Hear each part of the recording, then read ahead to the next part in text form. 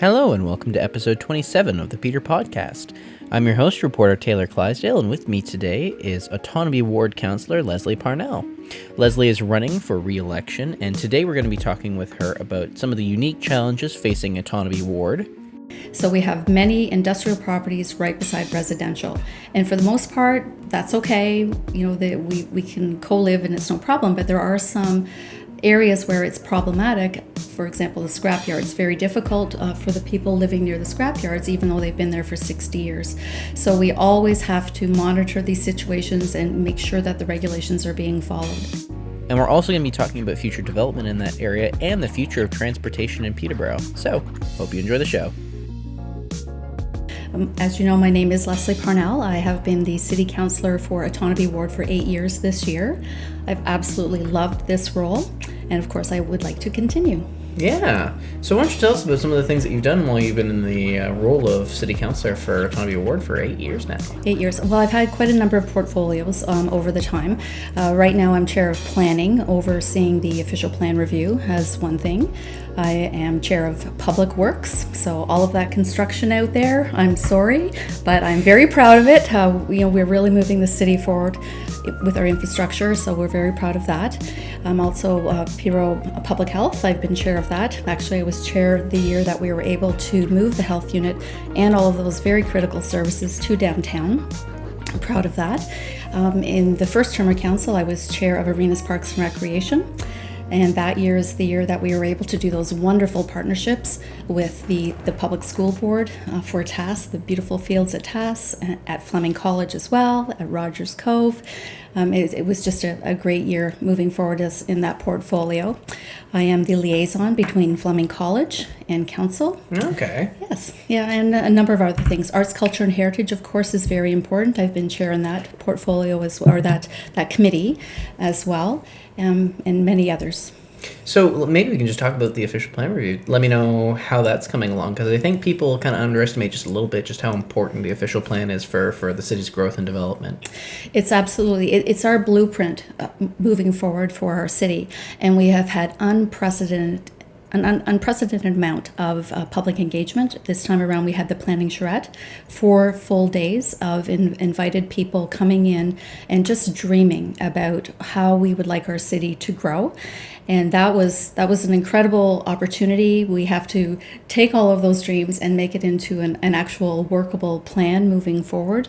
But incredible public engagement. And it has been a long process. We have a very large working group, and we do have another meeting coming up in September. And I'm the chair of the official plan review. So that room is full of very diverse points of view.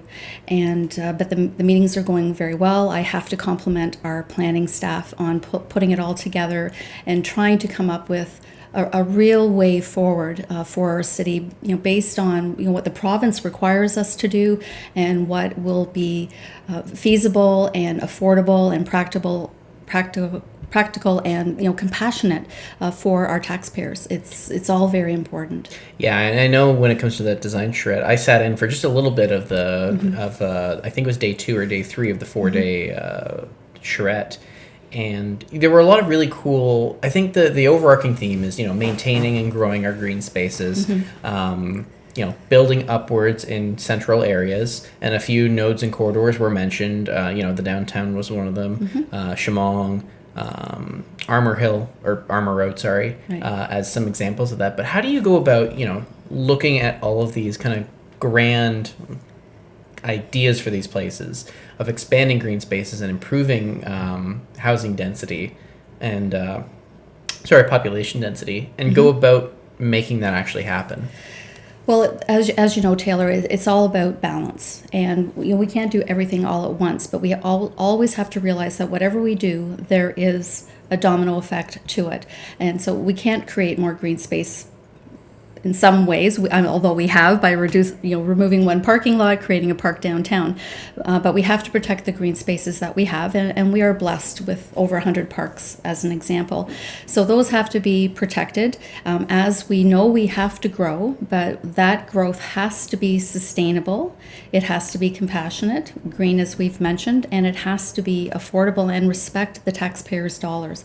So these things all have to happen in balance, and we know if we do this over here, it's going to affect over here. So it has to be organized so that it's the least disruptive to our citizens.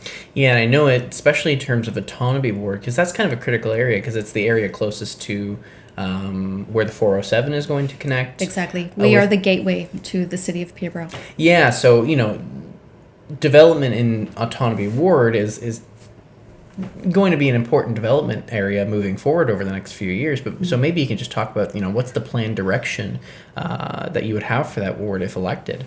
Well, it is a very diverse ward, and we do have some historical challenges. We do have a great number of industrial properties, which is what drew many of us, my own family included. My dad got a job at GE when we first moved here from Scotland when I was 2 years old. That's what brought us to Peterborough. Everybody wanted to live right around the factory, so we have many industrial properties right beside residential. And for the most part, that's okay. We can co-live and it's no problem, but there are some areas where it's problematic. For example, the scrapyard. It's very difficult for the people living near the scrapyards, even though they've been there for 60 years. So we always have to monitor these situations and make sure that the regulations are being followed.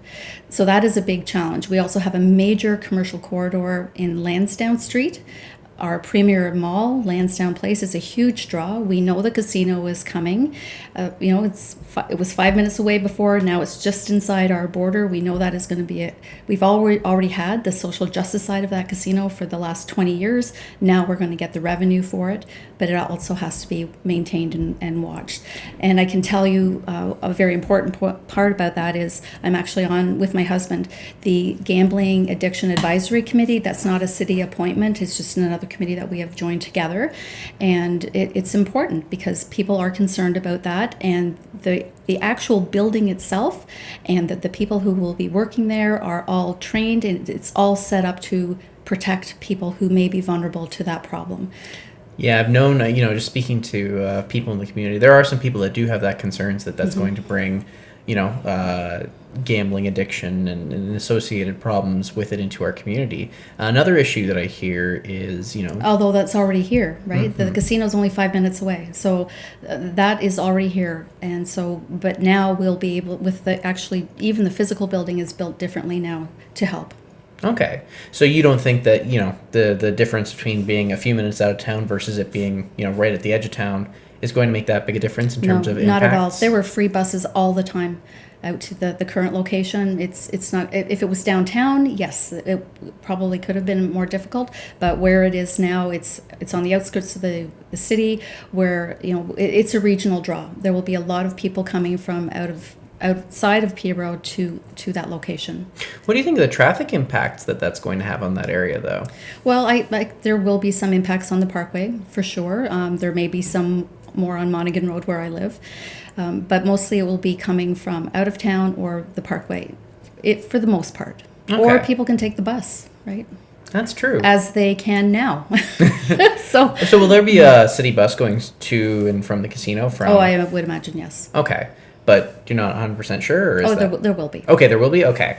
Why don't we talk about some of the accomplishments that you've had on council? Like, what are some things that, you look back and you say, here is something that I'm really proud that I could be a part of? Be part of, yes, because it does take at least 6 votes to get anything done. I know, right? And too often some people throw the blame for one thing at a certain person on council. I mean, if there's a number of times that I've heard Daryl Bennett did this, and that's why the city is doing it. It's like, no, there's 11 votes on council. Yes, we are all one vote. And actually, one of the things I am very proud of is the relationships that I have built up with many citizens, but also with staff at City Hall and within Public Works, for example.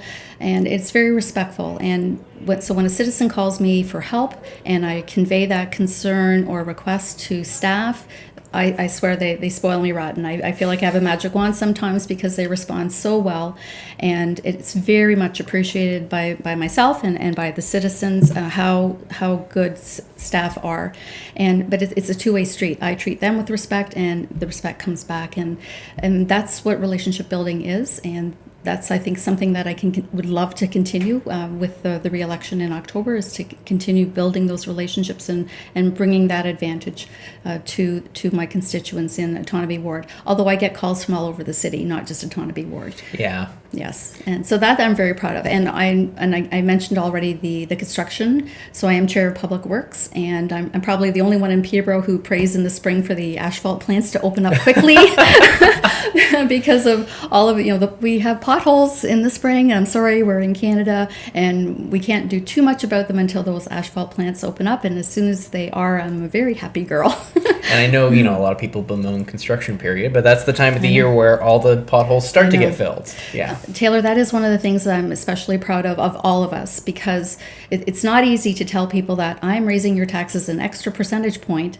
every year for 4 or 5 years, and we're going to take that money and invest it. And we have used that money and invested millions and millions and millions of dollars every year in the last 8 years of council, and you see it. You see the improvements in the various roads. We still have a lot of work to do, absolutely, but there have been so many great improvements in our roads, in our sidewalks. I will fight for that sidewalk policy until the day I die, and a walkable, accessible city is very, very important, and I will continue to fight for that, to make sure that is maintained. But I am very proud of what we've been able to do with our trails and our roads, and we have more to do. And hang in there, we will get Charlotte Street and Bethune Street done, and we will get to Simcoe Street. And there are other problem areas. People comment, and it was one of the worst streets is Lansdowne by the Memorial Centre. But until we can resolve what's going to happen with Morrow Park, we really don't want to invest those hard-earned taxpayers' dollars in Lansdowne Street until we know for sure what's going to happen with Morrow Park, and then we can get that turning lane in there and improve it. What are your thoughts on the Memorial Center, actually, now that you've brought it up? What do you think we should be doing with that? With the potential replacement of it as well. Well, it does have to be replaced. That's a given. We know this. The big question is, where are we going to put it, and how are we going to pay for it? So that study is happening right now to identify the best location. They may give us 1, 2, or 3 options to consider and debate and go to public consultation with. That's always important. Public consultation is important these days, and as we've seen, especially in Toronto, we need to be talking with our constituents on these big decisions. And so at some point we will be replacing the Memorial Centre. I can't tell you where yet. I don't want to predetermine the report, but that will happen, and then we have to figure out what are we actually going to do with that building. And we have to respect that green space, and we have to respect the Agricultural Society. We have to. Is the Morrow Park in Otonabee Ward? Or yes, it is. Okay. I was going to say, Yes, so that might fall into your lap when... Absolutely, and I will tackle it head on. Yeah, but I know that's a big project, and there's a lot of people who are, they're looking at it and they're going, well, obviously the Memorial Center needs to be replaced, but that is an expensive project that would need to be... It will be expensive, but we're looking 10 years out, right? Mm-hmm. And we can't make... do these big projects, like overnight. Mm-hmm. And in the meantime, we need the Memorial Center because the Petes and the Lakers and our figure skaters are all very important to us, very important to our community and our quality of life. And so we do have to maintain that building until we are at a place where we can relocate those sports into a new facility. So let's say the city decides to build a new facility, and it could be in anywhere really. Well, not anywhere, but... No, not anywhere. We need land. We need land, and we need parking, and we need transit, particularly transit. There are arenas that have been built, big entertainment complexes with basically no parking. And people do get there. They use transit. They walk. They ride their bikes. Transit's the key. So what would you like to see happen to the current existing building if the old building, or if the new building gets built? Again, that is going to be something that will be part of public consultation. There are so many ideas about what to do with that building. it's endless, and there's no way we're going to be able to please everyone, but we will engage and have a good consultation process. Okay. We got a couple issues Yes. that we're going to dive into, but if you don't Absolutely. mind, maybe we could take a short break, Sure. refill on our water, Okay. and then come right back and start talking about the things people care about. Okay, very good. All right, we'll be right back. Thank you.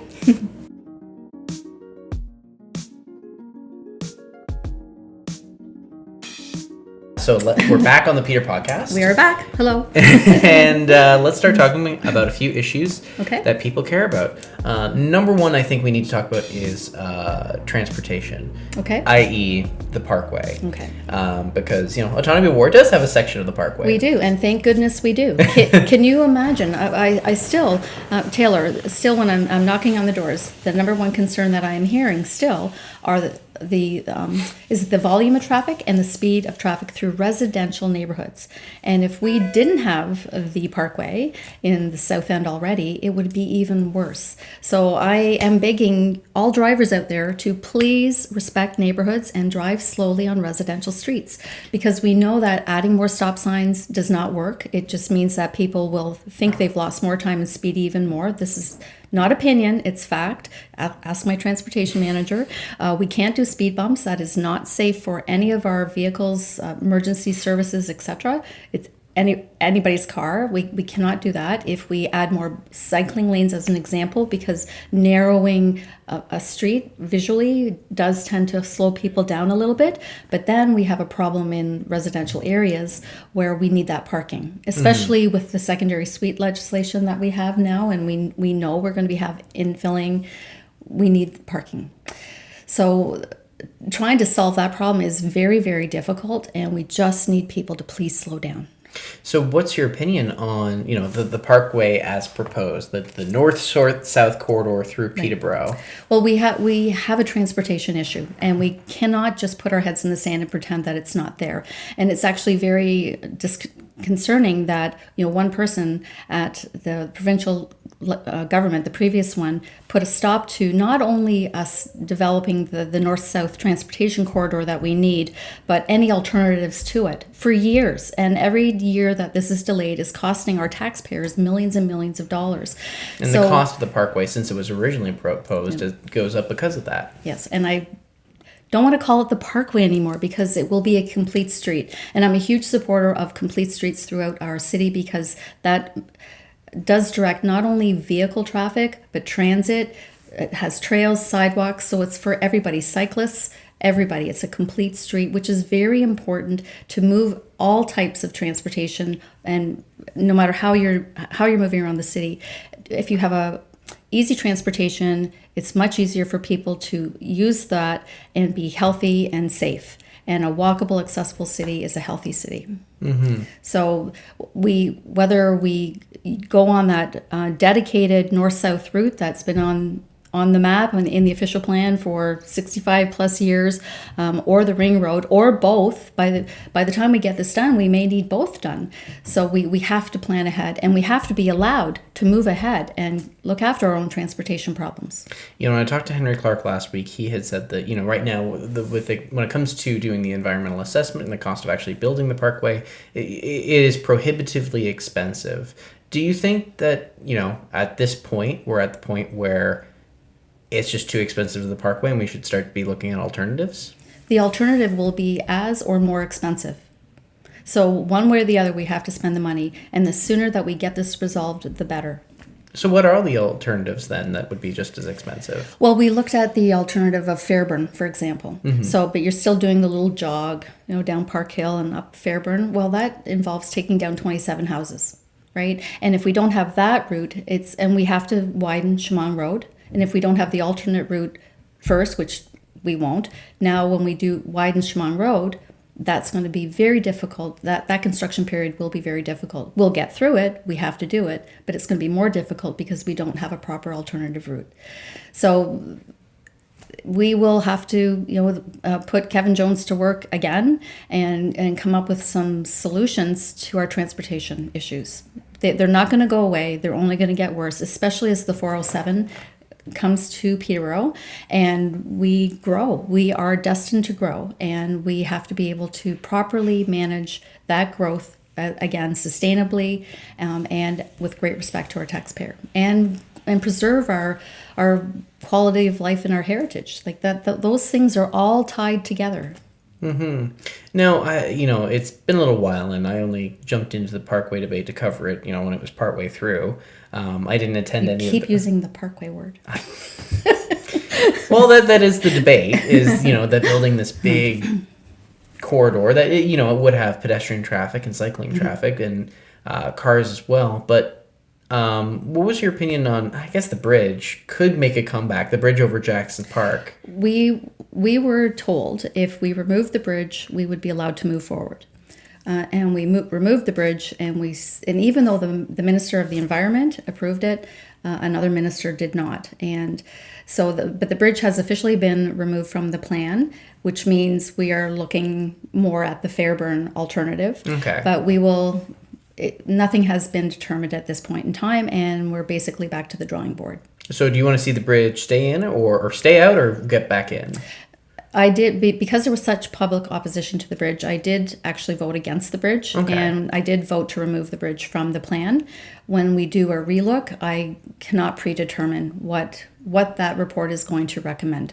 Yeah, because there are a number of transportation-related reports that out right now that could indicate in the future whether or not the city wants to build the parkway, or the bridge could make its way back in, or it could stay out. So absolutely. And we also have to remember that our whole system is very democratic, and we've set up a system where we have a general committee meeting, and then there's a 2-week gap, and then we have a council meeting. And the whole idea is so that any issue can come in front of the public and in front of council for debate and vote, and then we have 2 weeks for consultation and to gain, to find out if there's any more information. And if we get new information, then we can either stay with our initial vote or change our vote based on that new information.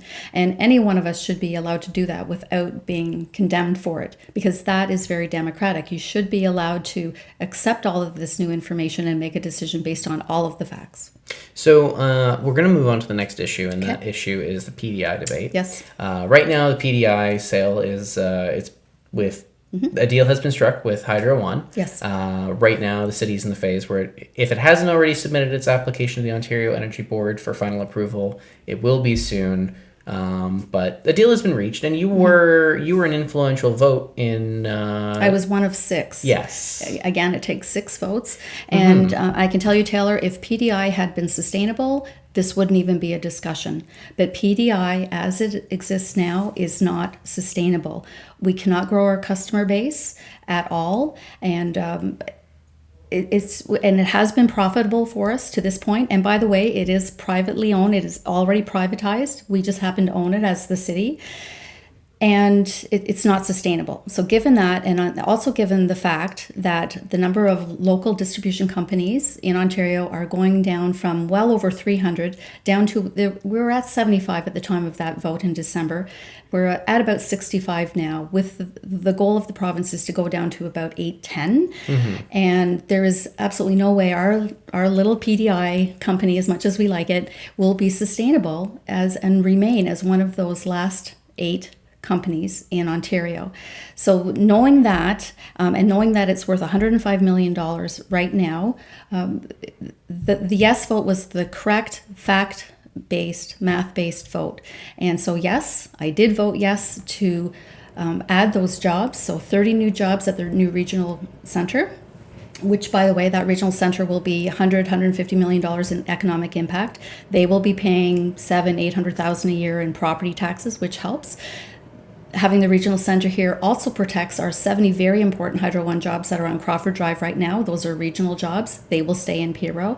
It protects our PDI guys because they are very skilled men and they know Peterborough better than anyone. They get an immediate raise. They keep their seniority. They move into the bigger union. So if they want to, they can advance within the bigger union, but chances are they will stay here because they know Peterborough. So they are protected. The other part is, yes, I voted yes for a decrease in people's distribution rate. 1%, as you know, guaranteed for 5 years, 1% decrease guaranteed for 5 years, and then only cost of living or less for the next 5. So a no vote would mean a 28% increase in the next 10 years, and a yes vote means about a 6% increase for the next 10 years. The other thing is the $105 million. This utility is worth $105 million right now. We pay down our debt, which is always a good thing. Now, the city's takeaway from that is about $55 million, is it again? It's estimated between 55, 60. Okay. And we have generation contracts that we will invest that money into. So that money we will keep, it'll be invested, and will produce a bigger dividend for us than we are getting now from PDI. So it's win-win. We're keeping that and investing it and getting a better return. The money we get, the return on investment, then we can again invest into our infrastructure. So we're not by any stretch of the imagination blowing that money. We are investing it and it will give us a good return on investment for decades. Now, I've talked to some people in the community, and I've read a lot of the coverage from back in the days. Again, that was before I was on the team here at Peterborough This Week. And there were a lot of people who were passionate about keeping PDI to be public, even though it's a private business that's owned by the city. But yes, the idea that utilities should be kept public was what a lot of people were saying. So with that in mind, a lot of the comments that have been made since the sale, do you stand by the decision that you made to I do vote? stand by it, and I totally understand that sentiment, because when I first heard that the province was privatizing any part of Hydro One, I was right there saying, no, don't do it. And I was part of the council that wrote to the province to ask them not to do that. That is the ideal situation. But when we look at the facts that I've just articulated, it doesn't make sense to say, just hold on to that ideal at the sake of losing all of those benefits for our community. And we know that we cannot grow PDI. And I can give you a quick analogy, if you wish. Sometimes this helps people and this really has not been mentioned very much at the door at all. But if we own a house, it's a nice country house, and it served us very, very well. It has value. It's actually worth $105 million, and it's been good to us. But it's the building code's changed, and it's now there's new accessibility rules, for example, and it's going to cost us a lot of money to upgrade. Meanwhile, development has happened all around our house, and we can't do anything about that. So I can either sell the house for $105 million now. Or I can just say, no, I'm not doing it. I'm staying put. And then in 4 or 5 years, the province says, sorry, the 407 is going right over your house and we're just going to take it. So I would rather get the $105 million plus the job guarantees, the new jobs, and the hydro or the distribution rate reduction for my taxpayer than just say no and put my head in the sand and hope for the best. We had to take the best deal for our taxpayer. I'm sure there's a lot of people right out there right now who are looking very much at this deal and hoping that's you're right. Believe me, I took it very, very seriously. It was definitely the hardest vote that I've ever had to do, because I had to separate my emotion, my ideology from the facts and what was best for the taxpayers. Okay, so we only have a few minutes left right now, so I think the last thing that we'll talk about is housing, if that's okay with you. Sure. Right now we're looking at, and we talked about this a little bit earlier when we talked about the official plan, but Yes. We have these density targets that we have to meet for our core areas. Yes. And just in general, we have a lot of people who want to come in our community. We have people who want to come to live in Peterborough. And our housing market right now is in a little bit of a crunch. We definitely have a housing situation, for sure. I do believe that the secondary suite issue, the legislation that we have brought forward will help. We definitely need more in-law suites, secondary suites, duplexes, however, while preserving, the feel of neighborhoods. So, and I guess the main thing about these suites is, there are so many of them out there already. We need them to be safe. So by taking away the need for rezoning, the hope is that more people will actually legalize their spaces. You do need a permit. You do need to have a building permit. You do need to be up to fire code. We want everybody wherever they're living in our city, to be safe. Yeah, and I've just, if you go on to MyKawartha.com right now, you can read our story that we have about student housing. Yes. And I talked to one student who's been having trouble finding a place to live. I talked to the Trent Central Student Association, and their fear is that you have these students who are going out in these community and to Peterborough, and they're renting these places that aren't safe. They weren't made to be student housing. They weren't made to be rented out. And these are the places that are up for rent right now, and they're not good units. I can tell you, though, that it is working. It's never as fast as we would like it to work, but it is working. I was speaking with a young man in the South End while I was door knocking, and he is extremely busy putting in egress windows.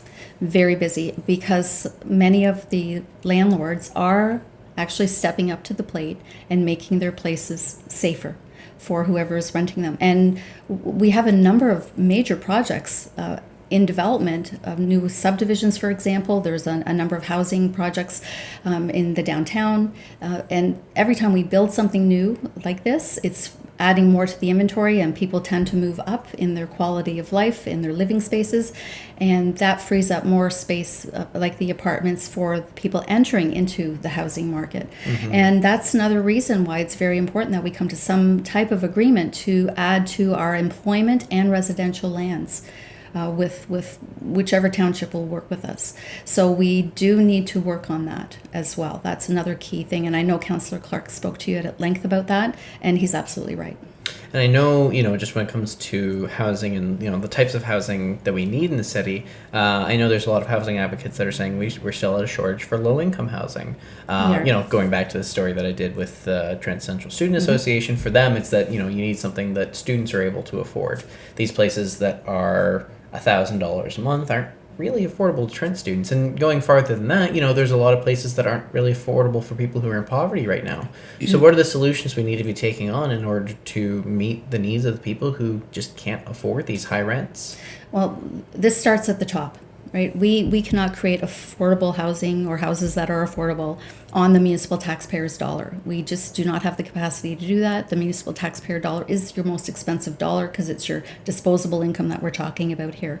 So unless the federal government steps up to the plate with some funding and the provincial government to help create these spaces, we can't. And if you think about the math in it, if it costs a developer or anyone out there who wants to create a space, it costs them $125,000 to create an apartment.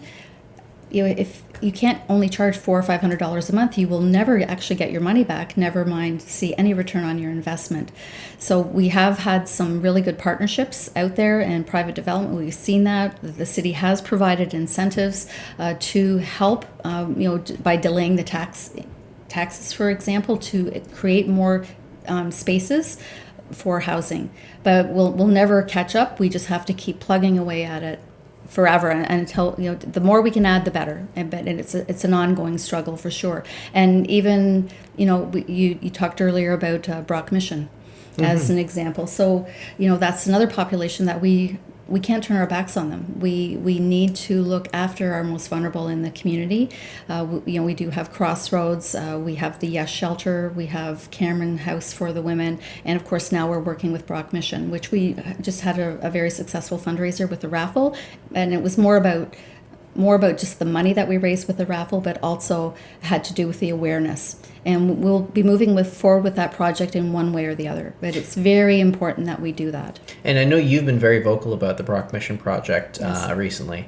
And that project is in a snag right now because the budget for that project went up unexpectedly. Yes. And now that project is in a bit of a delay because of that. So what's next for the Brock Mission? Because there's a lot of people who are really waiting on the transitional housing that was included in that. Was how many units were?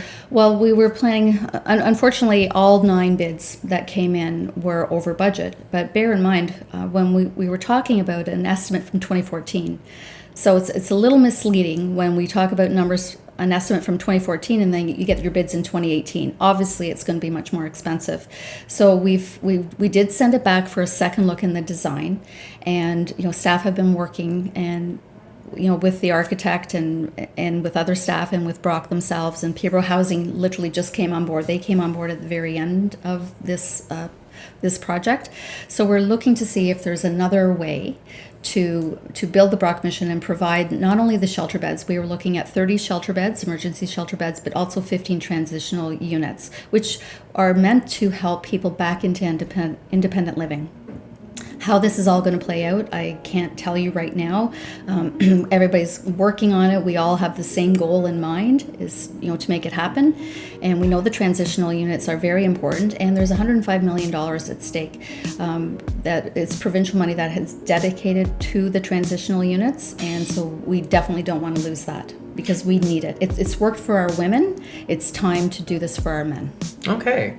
We're just about to run out of time, so I'm going to leave. Is there anything that we've missed or anything that you want to add before we sign off for the day? Okay. Well, Taylor, thank you very much for this opportunity. And I did want to say that I care very, very deeply about my hometown, and I would love to continue to work as your counselor to preserve our quality of life and to be there at the table as we grow and make sure that we grow in a green, sustainable, compassionate way that respects you, the taxpayer. Thank you. Awesome. Thank you very much for being in here today. Thank you, sir. And to everyone else, we will see you next week. Don't forget to vote.